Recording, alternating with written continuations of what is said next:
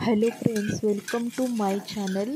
आज मी जेवणामध्ये भात भाकरी चपाती करून झालेली आहे आणि आता भेंडीची भाजी आणि ढबूची भाजी करणार आहे. घट्ट भाजी.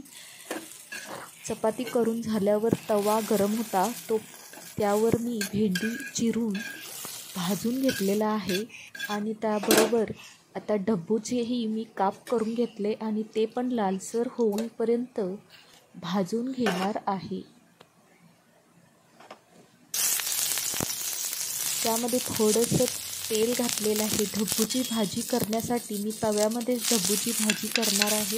एकदा ट्राय करून पहा, खूप छान लागेल.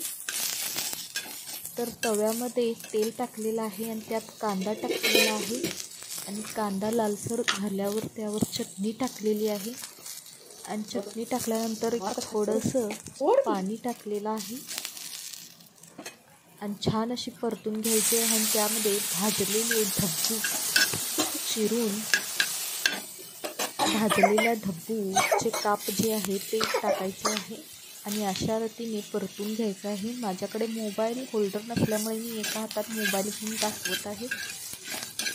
त्यानंतर चवीनुसार मीठ आणि चटणी घालायचं आहे आणि मी त्यावर थोडंसं शेंगदाण्याचं कूट टाकणार आहे आणि बेसनचं पीठ थोडं टाकणार आहे. त्यामुळे भाजी खूप छान चवीला लागते आणि पाणी जास्त घालायचं नाही, थोडं पाणी घालायचं आणि वाफेवर शिजवून घ्यायचं.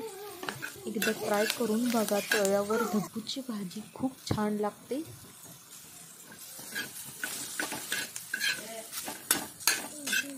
आणि त्याचबरोबर भेंडीची भाजीही करणार आहे.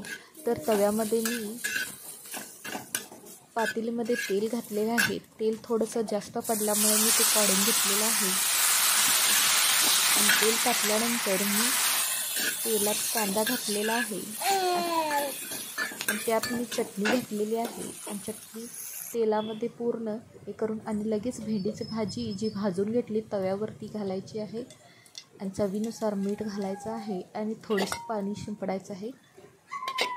सिंपल भाज्या बिना मसाल्याची पण खूप छान लागतात. फक्त त्यात पाणी जास्त घालायचं नाही, वाफेवर शिजवून पहा, खूप छान चवीला लागते.